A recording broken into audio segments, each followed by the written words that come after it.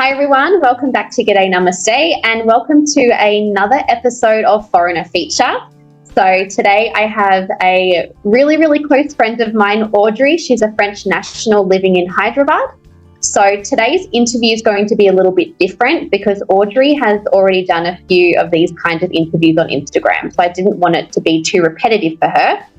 So we'll be doing a bit of a different format, but still talking about India. And I will also be doing a bit of talking today too with the question. So welcome, Audrey. Thanks for being here. If you can please start off with a self-introduction, share a bit about where you live, your business, which is very similar to mine, and how you got started. Hello, Amanda, and hello, everyone. So thanks for having me today. And my name is Audrey, and I come from Paris, France. So I'm living in Hyderabad, like you said. So I came in India. I went to India the first time 10 years ago. It was during a solo trip, and I came back several times for many years. And then it's like 10 years completely that I am in India. I live in Hyderabad because I'm married to a man who is living in Hyderabad. That's why. About my business, my teaching business. So I'm proposing personalized tuition, private tuition. And also, so since 2 years I do that. And also since 1 year, so I started with Alliance Française of Hyderabad. So they have many Alliance Françaises all around India and all over the world. And so I am a part of their team as a teacher. That's it. And I started with them 1 year ago. They proposed me a training, a course with a diploma. So now I am certified. So French teacher, but French as a foreign language. So me teaching to people who has the French as a second language, the first. Wonderful. Thank you for sharing. And I should have said this at the start, but to everyone wondering, yes, Audrey is very similar to me. We went through the OCI process at the same time. We both started doing our teaching for different companies at the same time, but I am an English as a second language teacher. I'm currently studying my diploma, and Audrey is a French as a second language teacher. So we have very similar businesses and kind of careers at the moment, which is a lot of fun to talk about. All right. So what are some things you love about India? Well, there are so many things that I love about India. So the different culture, depending on where you are in India, it will be like you feel like you are in a different country, depending the region you are visiting. Mm-hmm. I love the traditions, also the different festivals that they have all along the year. I also discovered spirituality in India. So there is a lot of spirituality, the yoga, the Ayurveda, all the philosophers and the music. They have also good movies, so I'm not fond so much of Bollywood, like where they all dance and sing all along the movies, but movies that talk about societal facts. I love the food, so again, it's like the culture. The food is different as per the region. Mm-hmm. Also, the sceneries in India from north to south, it's so different that once again, it's like you are in a different country where you visit the north and the south. You have the mountain, you have the beaches, you have everything, the countryside, you have everything. I love also how people, they welcome you also. That's very different from France, where we are more, like reserved and more, I will not say not welcoming because different people everywhere. So you will find people in France that welcome you. But I found the Indians more generous on this side. So about the weather, that's difficult for me. So I will not put in the summer is difficult. Yeah. Okay. What are some things you miss about home? Because it's been a while since you went home now. I'm sure there's a lot of things that you're missing out on. Yeah, so I do miss my family. I do miss my friends. I do miss some food that I can find in India. So in Hyderabad, it's okay because we have French bakeries, we have French restaurants. I'm also loving a lot Italian food. So when I was in France, I was not only eating French, but I include a lot of Italian food. So Hyderabad, I can relate to that. yeah, Hyderabad has a lot of restaurants, and it's known as the city of food. I'm lucky on this side, so I'm not. There are some items that I can find, but the baguette, so it's the French bread, the croissant, pain au chocolat, all these items I can find easily. It's fine, but yeah, maybe the fact that India is a very noisy country. In France, it's more quiet. About the pollution, also, I miss the fact that in France, the air is more pure. It's hard living in big cities sometimes because, I mean, of course, in any country with any city that has millions of people, there's going to be air pollution, right? It doesn't necessarily be specific to India, you know what I mean? It's a big city thing. So, you know, if you come from like a smaller city or less populated or whatever, like I grew up in a small beachside town that you could hear like insects outside. It was so quiet. And then to come here, it's just like completely different. It's true. But, you know, even Paris, they do this system on alternative weeks. You know, people, they can take their car and the other week, you know, to control the pollution and so on. So even if Paris is the capital of France, it's not as much as polluted if you compare to the capital of India. But once again, the number of inhabitants, the number of cars, it's so different that you can't compare really. But still makes it harder. And you went to you did a south trip a few months ago, didn't you? And I think, was it Pondicherry, that is the French area? Yeah. How did you find that? Was it like the food? Were you able to get like French food like home or? Yeah, it was so nice. So yeah, Pondicherry was colonized back then by French, and they still have the quarter that's called the white area. Over there it's basically all French. So you will have cafe, you will have bakeries that propose French food. And it was like French. It was like I was in France. The items, the food was... Oh, how nice is that? Yeah, and you know, we have a bakery in Hyderabad, also a French bakery, but once again, the price, it was so, I will not say cheap. I don't know if people from Pondicherry will look at it, they will be like, what, cheap? But in big cities like Hyderabad, Mumbai, Delhi, the price, rate and everything is not the same. So it was for us coming from Hyderabad, it was really cheap, and we ate every day over there, basically. No, Pondicherry is nice, and you have Auroville, that is... it's really nice. There is a lot of background to this, but it's a pretty interesting city. It's like, Goa with the Portuguese, with the French colonization. But you still find there, you see that French were there. But it's interesting. Do people speak French down there? So basically, there is still, approximately 5,000 to 6,000 French living there. Wow. Yeah. You will find a lot of French. There are many owners of cafe that are French. They have Alliance Française over there, obviously. And, Auroville was founded by, they call the mother. She was French also, the founder of Auroville. Plus Aurobindo. So there is still rumors if he was her boyfriend or whatsoever, but they were both linked, the mother and Aurobindo, who founded Pondicherry. Not Pondicherry, sorry, they founded Auroville, and it's pretty interesting, actually. It's pretty interesting. Yeah. Oh, I'd love to go to Pondicherry one time. I haven't been there yet, actually, but I haven't really been to much of the South. I did a South trip, but it'd been nearly 10 years ago, actually. It would be 10 years ago in February. I did a South trip, but I didn't get to go there. So, it's on my list of places to visit. And not so far, you have a site that is, I think it's part of the list of, World Heritage. It's called Mahabalipuram. and it's old temples, and it's really beautiful.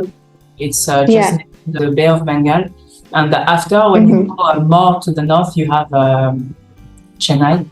So yeah, it's nice. Yes, it's nice. Good. All right. So the next few questions are ones that people asked through the Instagram sticker box. So they're ones that haven't been asked in any of the other interviews, and I haven't really shared my experiences on these. So I thought maybe we can both chat about them. But the first question on the list is, do you feel more safe in your home country or India?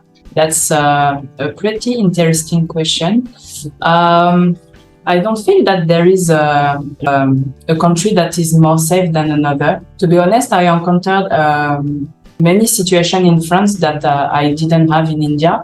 I know that we talk a lot about India and the safety of women, or what you can see on the news. Personally, I never faced any really bad experience in India since I'm there. It's 10 years. I never had a bad experience. And find kind people and less kind people. So maybe the interaction maybe can be not as much as you would like. But really bad situation I never faced really in India. In France, I already faced. That's maybe like the side that people are not aware is that in France, I got followed many times by men. Yeah. I got harassed many times also. Many times my belongings were stolen in France. Wow. Yes. Yeah. That's something never happened in India. So yeah, there is maybe a stereotype of India. Yeah. That is going on with the news that maybe focus too much on the bad side of India, and but France is a nice country, but it's not all unicorn. And of course, I will not say that nothing happened in India. I just said my own experience. I never faced really bad situation. Yeah. Look, to be honest, I haven't really either. Like, I mean, there was one situation where I first came to India on a like after Sunil and I met when I was on holidays, and I came back to spend time with him. There was a situation we were outside, like I was outside the washrooms waiting for him, and I saw someone taking my video. Then I told Sunil, and it turned into this big thing. He confronted the guy, made him like delete the video, and then made him touch my feet to apologize. But it's more like curiosity, because I had the same in Taj Mahal. They were taking in a few also places where I was visiting. So with my husband, I had one, but I won't say that. Okay, it's curiosity and maybe manners, the education and so on. But so your husband, my husband, step in, they delete the video, it's fine. But it wasn't that I wouldn't say I felt unsafe, but they were drunk.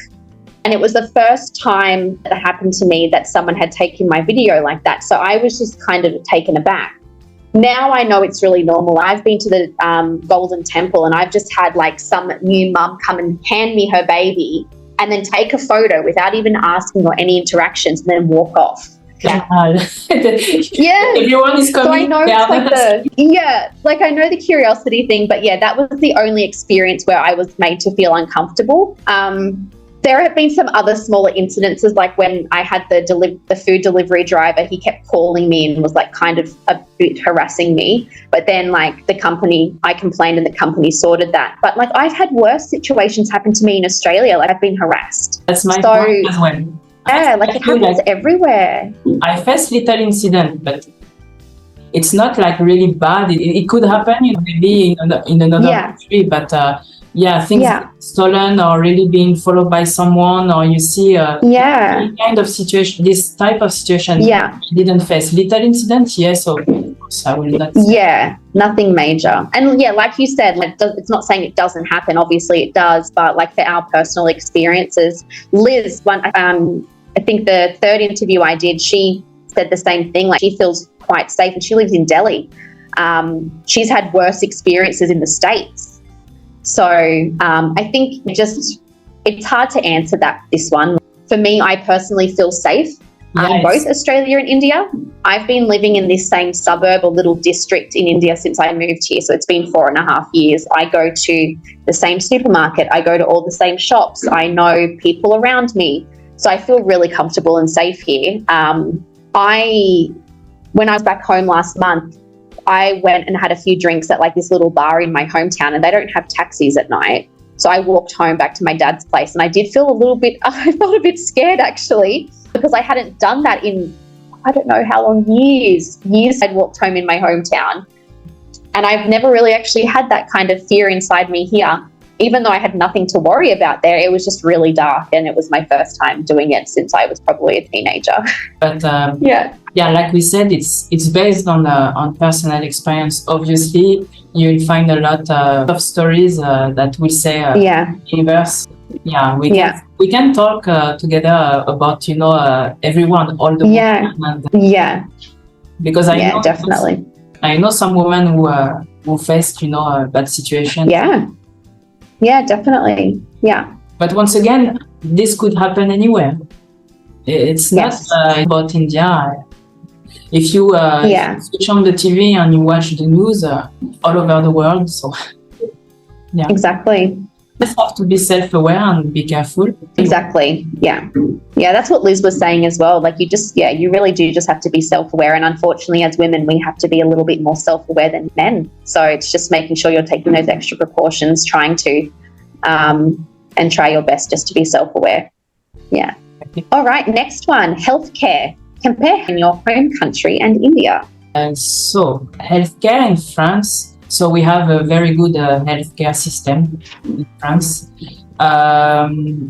Basically, even if you are not earning, you will still be from the government and the system, healthcare system, you will still be able to go to the doctor and not pay.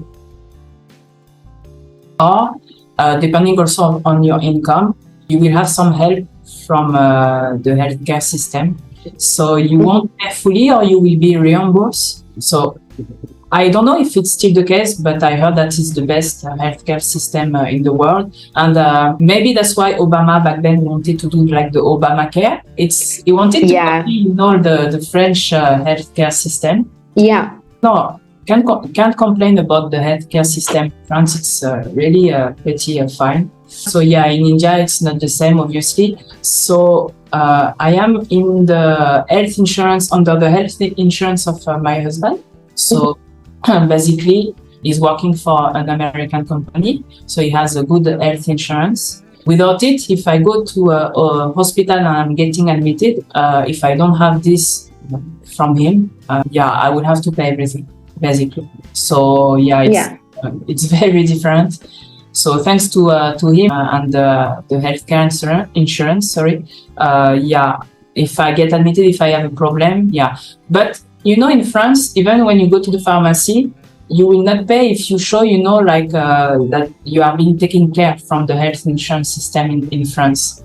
You will not pay. Really? So even like medication and stuff? Yes. Even if you pay, you will be reimbursed after.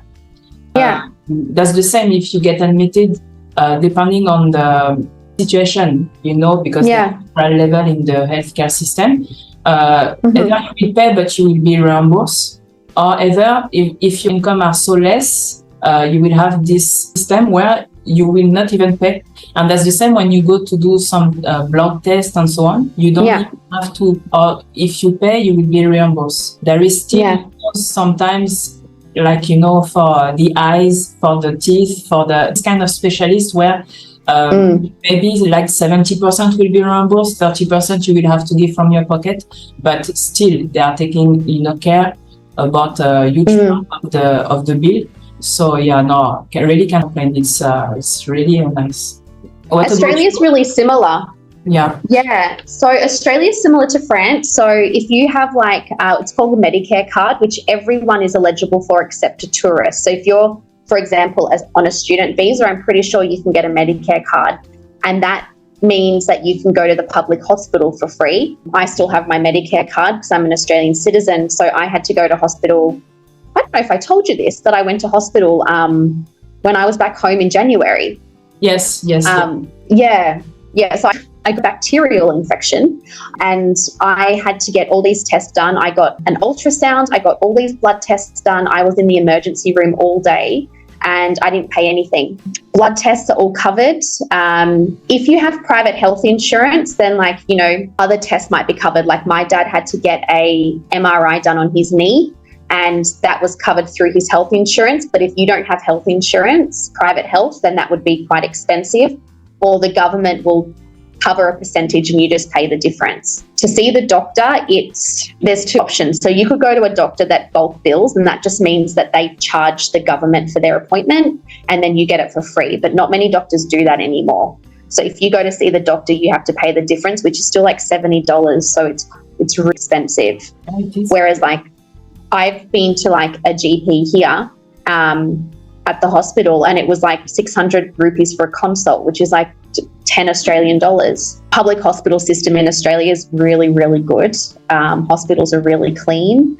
But in saying that, I've been to hospitals here in India that, the main hospital in my city, it's a private hospital, but it looks and feels exactly like a public hospital in Australia. But one thing I do really love about India is the cost and affordability, for me anyway, of the mental healthcare. So, I've talked about this in my YouTube videos before. I was diagnosed with BPD, or borderline personality disorder, a year after being here. It cost me 600 rupees to see my psychiatrist, and then to get medication for the month, it's another 600 rupees. To see a psychiatrist in Australia, you can't just go and walk in and see a psychiatrist. You have to go to a GP first, and they will write you a letter to see a psychiatrist. That's the same in France. You have to be sent by your Yes. And it's easily $200 or $300 to see the psychiatrist, and the medication is expensive as well. Yeah. Wow. Psychologists in Australia, if you have part of your mental health plan, you've got psychology appointments, you can get a percentage reimbursed. Otherwise, the government started what's called a mental health care plan. So if your doctor, if you go to your doctor and say, I'm struggling, I need to see a therapist or a psychologist, they'll do a mental health care plan of 10 appointments. And then basically, if you pick a therapist, that they might cover that whole amount from the doctor, or you might have to pay the difference. So that's quite good. But here, my therapist, I pay 1,500 rupees a session, which is around 30 Australian dollars. And I was seeing a therapist in Australia, and even with the government rebate, I was still paying $100 out of pocket. And that was with a mental health care plan. So 5,000 rupees to put it in comparison. So I really quite like the experience I've had here with mental health, but not everyone has had the same experience. So I do acknowledge that I've been really lucky with that. I know a lot of people probably might find, local Indians might find 1,500 maybe a bit expensive. Mm-hmm. But when I compare to how much I would have paid in Australia, I don't mind paying that. Yeah. Obviously. Yeah. All right. Next one. How do you manage moments if family and friends only speak Hindi or the local language around you? So Hyderabad falls into Telangana state. So that will be Telugu language. But not only, because in Hyderabad, it's a city where you will find, people coming a lot for work, as it's a high-tech city, plus a lot of expatriates. So English is spoken plus Hindi and Telugu. So Telugu, I don't understand anything, nothing at all. It's rare to find people in Hyderabad that talks only Telugu and not Hindi or English. But if I face this situation, I'm not able to. We don't understand each other. Basically, I am one of my neighbor that speaks only Telugu, and I need to ask to my mother-in-law when it's this. If I do really need translation, I'm asking her. But it's not for every day, for every day, so it's occasional. Hindi, I have very basic knowledge in Hindi. I can deal, for daily life. If I go outside, I'm facing people who only speak Hindi. I can deal in supermarket, at the bank. It's pretty much, like you will say, like very basic A1. Yeah. So, okay, I understand very well, when people talk, like my in-laws, if they speak, or it's not the Hindi, but I think there is some Deccani inside and Urdu. So they mix Hindi with Deccani with Urdu. So it's a bit difficult to catch everything. So it depends. My reaction is how I feel is that sometimes I can feel a bit aside, like left aside. Because if it's only in Hindi, I can understand. I will not be able to speak fluently to respond, but I understand pretty well. But mixed with Deccani Urdu, sometimes I'm telling them, they speak English fluently, my in-laws and my husband. So I am like, guys, you know English, right? You speak English fluently, please let me hear. So, but it's not all the time. When I know that, when I can understand few words and the subject, the topic of the conversation is not important, I insist. I am like, okay, guys, you carry on, you see. But if I understand and people talk about me or it's a serious topic, then I am like, can you switch in English so I can understand fully? But it's fine. And sometimes it happens that I'm saying this to my husband and he's like, it's not serious, it doesn't matter, we are just blabbering, like gossiping, it's fine, don't worry. So I am like, okay. But in everyday life outside, it's fine. I'm not facing any problem, like the language is not, This is something I struggled with at the beginning. And I think the person who might have asked this, maybe it's something that they're struggling with. You have to learn the language. That's really the only way around it, even the basics. Like when I first moved here, I barely even knew Namaste. And so, like you have to learn, like my in-laws don't speak English. So I knew that when I did long term, I knew that I would have to learn the language in order to function. And also I hated the feeling of, I lost a piece of independence by not being able to communicate. The fact that I would have to ask Sunil to answer the door for me or to answer my phone. Oh my gosh, I'm such an independent person and I hated it.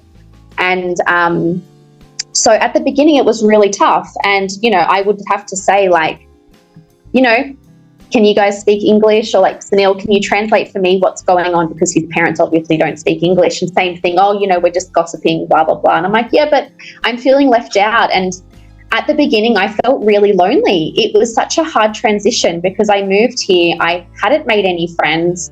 I to my family and friends in Australia, but with time differences and schedules, it wasn't all the time. And I was feeling really lonely. So when they were sitting around talking, I just felt really left out and isolated. So there would be times I'd have to say, can you translate what's going on? And it doesn't happen so much anymore because I'm A2 level, close to between A2, B1 language level. So I can understand most things. I can get around and it just, if you want to live in India long term or if you want to communicate and you don't want to feel left out, you have to learn. You can't expect everyone to be speaking English to you all the time, unless, situations like you said, if you can't understand, but you've taken the efforts to learn enough to be able to communicate because, you just have to try and learn something. Otherwise, it's just too hard. It's too hard to manage. Like I talk to the cab driver and give directions. I went to bank account one Monday. I got my first bank account. So I went to the bank. Yes, finally. Which bank? There is that I've got my bank card. So it was so funny though because Sunil came with me, and it's a bank account for me only, but they were talking to Sunil about it, and I could understand them. And then I ended up just saying to him in Hindi, I was like, "My Hindi is not good, but do people around here speak English in case I have to come in?" He's like, "Oh, of course people speak English here," but I think they were just a bit shy to speak it. So at least I know if I do have to go to the bank that I can manage. But I can do all of those things now, and it just has made a huge difference. Yeah, it is. Yes, definitely. Yeah. There are still some cases where, I don't understand fully, but once again, here they don't only speak in Hindi, they mix the Deccani, they mix Urdu. Yes. It's really difficult. So you have to catch the, Yeah. you are like trying to make a sentence. Yeah. This is where it's lucky that Punjabi, I live like on the Punjab side of Chandigarh. So like all the signage is in Punjabi, and then you 1 kilometer, you're in Haryana. So then everything's in Hindi. But Punjabi language is really similar to Hindi. So, in Hindi, you say like ka, kanam or something like uskanam. In Punjabi, they use di. So I know that like when I hear that, it's Punjabi and it's so similar. The vocabulary is almost the same, but sometimes things get mixed up. And so, yeah, you've got to like listen to Hindi, Punjabi, English, and then other words that are mixed in. Yeah, I face so funny moments also where, you try to make you understand, you try to talk and you are trying to mix all the language all together. Yeah, exactly. No, but I don't face any situation where I had trouble. Only Telugu, Telugu already, I have to learn more about Hindi. So if I add another language, I'm already teaching, French. I speak speaking in English that is not my mother tongue. So it's like I will finish like yeah. I think as well, like I think people are not going to like this answer, but I know that in some groups that we're in about people who think it's really rude, as in foreigners think it's really rude when Indians are just speaking Indian languages around the foreigner. And I get, because I used to think that way, but it's actually really difficult, and you probably feel the same because you speak French, English, a bit of Hindi. It's really hard to try and translate everything while this conversation's going on. And you don't really know that until you start learning a language and you try and do it. Because like I said at the start, I used to get really upset and I'd be like, it's so rude. And sometimes, it is, but when you're in that situation, you kind of forget. I was thinking the same, how rude, why, and it's not only in the family, when I am with some friends and speak fluently English, but they speak, in Hindi, Spanish and whatever. I am like, why you do that? Hello, here. But they used to, you can't, it's like me, if some Indians come in France and they don't know much about French language, still your mother tongue will still come, first. Yeah, so, and exactly. I realized that when, I had some outing with friends, they were like, they even told me by themselves, okay, Audrey is here, so we will all speak English, like this, it's better, blah, blah, blah. After half an hour, the Hindi came and you can't blame them, it's the mother tongue. Exactly. Yeah. To adjust and to make also some efforts. So that's why at the beginning I was frustrated, but I changed my perspective, my point of view on that. I'm like, I have also to make my efforts, not only them. So. Yeah, and I think as well, like, again, I don't know if it's going to be the best answer for other foreigners, but I think it's really inappropriate if we come to a country that's not our own, that English isn't the native language, to expect those people to speak English to us. It gives me like colonizer vibes, like I'm coming in and I'm kind of like, you have to speak English to me. I don't like it. And I think it's really inappropriate for people to assume that and to think that. So with this question, like, how do you manage the moments when they only speak Hindi or the local language? Just ask them to translate, but don't expect them to do it all the time, and learn the language. Exactly. Yeah, that's how you manage. You have to learn. You should not expect that they do all the time, like it's something natural. Like if you are from a country that is not English speaking, like in French, I doubt that I will translate everything every time to my friend who speak French or my husband. At some point of time, it's natural. You speak your mother tongue. So adjustment is also from definitely. Like when my mum came to visit last year, it was so funny because we went to the village to see Sunil's family, And I was the one translating between mum and my mother-in-law because, very simple sentences. And at the end, I was like, that was really, really hard. Yeah, it's no, but that's true. And you teach English, but it's not. Do you have like students who learn English from the scratch, or do they have? No, I just teach intermediate up. Yeah, I don't teach like fresh beginners. But I do have, I do have. Yeah. Not only because some are, in the intermediate level, but to those who have no knowledge in French, it's really hard, because the best way to teach French is trying to not talk in English. You will speak in French as much as you can. Obviously, if you're a very beginner, you have to. It's hard because they start from the scratch, and even you have to speak the alphabet. You see, so when you do this kind of teaching, you realize that you have to translate and so on, and you can think, if you do that, that's really hard because you have to switch between two languages, and you can put this in the situation where you ask to the other to translate all the time. It's not possible. So it's really hard, but it's my work, so I don't complain. Yeah. But to those who are who do have to do this constantly, no, it's not funny part. We have to make efforts. Yeah. All right, next one. Have you ever faced a situation where you felt invisible in society in India because people don't say a simple hello? So we might talk about something that is a bit a taboo, or something that is not very welcome to talk about. But patriarchy is still well implemented in India. And I did realize from the beginning that, not women, but the men, when we are having an interaction, if I am with my husband, the other person facing us, if it's a man, will address to my husband. Like I am, hello. Like me at the bank on Monday. Yeah. For my bank account. So I am like, so at the beginning I was like, what's happening? But it's patriarchy, I think so.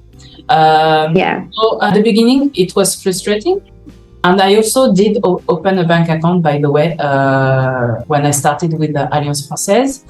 I had my French one, but I closed whatsoever, and I opened like you. It's the same. It was the bank counselor who was only talking to my husband. Well, it was for me. So yeah. I think it's cultural, it's part of the society, unfortunately. If I was coming alone, he would have talked to me, but my husband was there, so he was talking to my husband.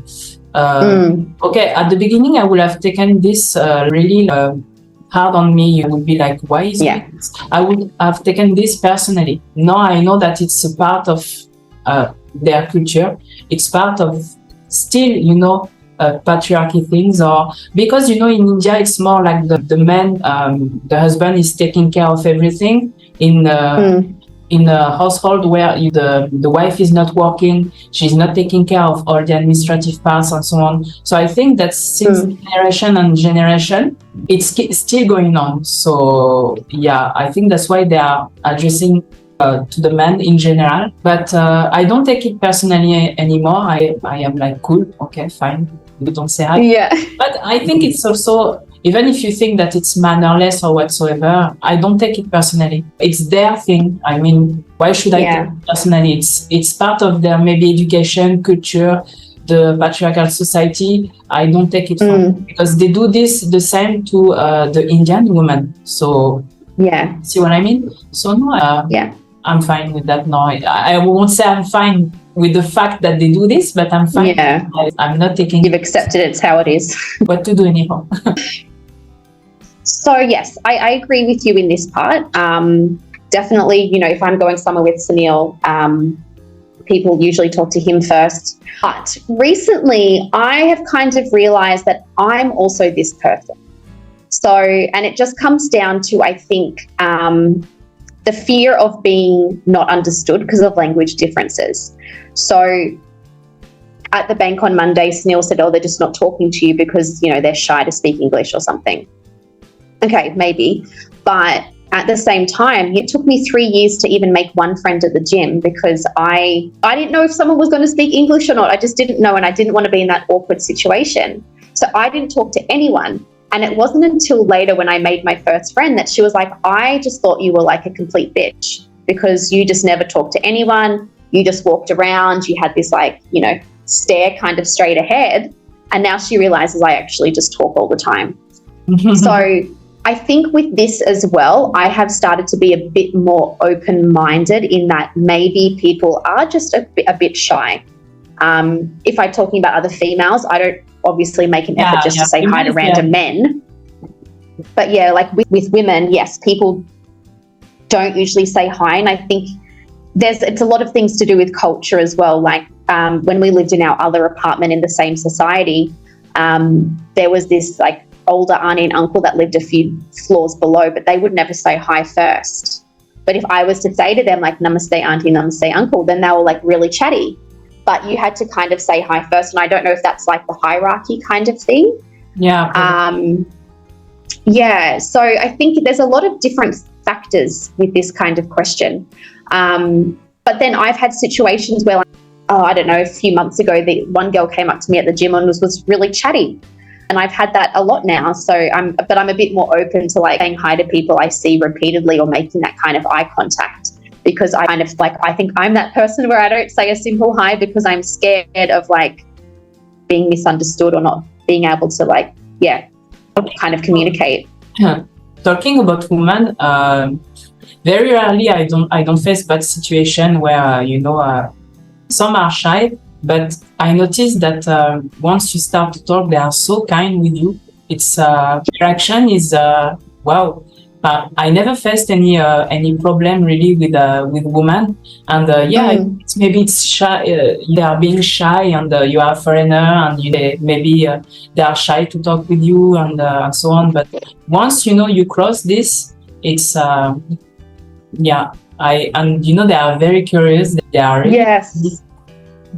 No. Most of the women that I met in India, they are really lovely. So, Indian women. Yeah. Yeah, exactly. Like before I went to Australia, I was walking home from the gym and I was just playing on my phone, and I wouldn't say she was a bit older than me, maybe she's like 40s, and she stopped me and she's like talking to me, she was so chatty. Where are you from? What are you doing here? How long you've been living here for? And she was just so like, she was a very, very outgoing person, very bubbly and extroverted. Then she asked for my number, and the next day she tried calling me at 7 a.m. to go for a walk. And I was like, oh, sorry, I was sleeping. But she's like, just come over whenever. And I haven't actually seen her again since I got back from Australia. But, and then it's nice because then it's kind of broken that ice so that if I see her again, I can just stop and talk, and it's not so awkward because you've had that first interaction. But I think that talking about the men, also we won't have this interaction in the street and so on, because also maybe a barrier or this thing that they put between men and women, and yes, I think also women tends to be more open when you are addressing to themselves, and men it's part again of society and so on. Yeah. That was really difficult for me. Oh, sorry. Yeah. No. I was just going to say it was really difficult when I moved here because of this difference. Because in Australia, everyone just says hello to everyone. Yeah, same in France. When I was home in December, I was walking on one side of the road and there was someone on the other. And he was like, "G'day, how you going?" "Yeah, good, thanks. How are you?" Shouting across the road. And it's so normal. And, when I first moved here, I was like, well, I actually do it now. I've been saying namaste to the security guards when I walk to the gym. But, at first, I didn't know what was culturally acceptable, and I didn't want to kind of overstep and think that people to think I was being inappropriate by saying hi when I shouldn't because of like this structure. So I really turned down that part of my personality of being really open and friendly and saying hello to everyone, just because I didn't know. Yeah, and that's the point that I wanted to say. I was losing it, but is that here, if I compare to France, if I don't know a man, and we discuss just hi because we are between friends and they introduce each other and so on. Or even, anything happening in the street and you have to say hi and talk. If you are being friendly, it will be just because you are friendly, not with something, at the back of your mind. Yes.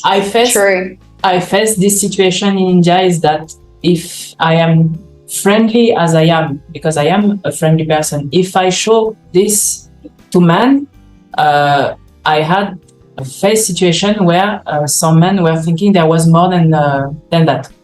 Yes, exactly. So yeah, you have to adjust. So yeah, you have to know to whom you can be friendly. If you know the person already, it's part of your friend and so on. You can, but yeah, at the beginning it's like this. You come, as a tourist, and you are you come with your own personality. You are friendly, and it's being mistaken actually. Definitely. Not from everyone. Yeah. I am also someone that is very kind, and this is also as she's kind, she wants more, or maybe she likes me, you see. But that's part of my personality. I am just kind. Don't want anything more or else. Yeah. When I went back home last year, I hadn't been back to Australia since I moved to India, and when I was going to the airport, Sunil actually said to me like, "Oh, I know you like being friendly to everyone, but just be careful, stay safe, don't talk to everyone." Oh yeah, sometimes Akram is telling me, he's like, yeah. But I think with this question, like what you said, if it's a female, just say hi or say namaste, because I think they're probably just as awkward as you feel. Yeah, that's what I had to remind myself. I'm feeling awkward, and they're probably just as awkward because they don't know what to say either. So if it's, I don't know, if it's a man, you just have to adjust and go whatever. But if it's a female, just try. Say namaste. You'll probably be surprised. Yeah. All right, last question. It's the one I always finish with because I love getting everyone's different perspectives. But any advice for others wanting to move to India, short or long term?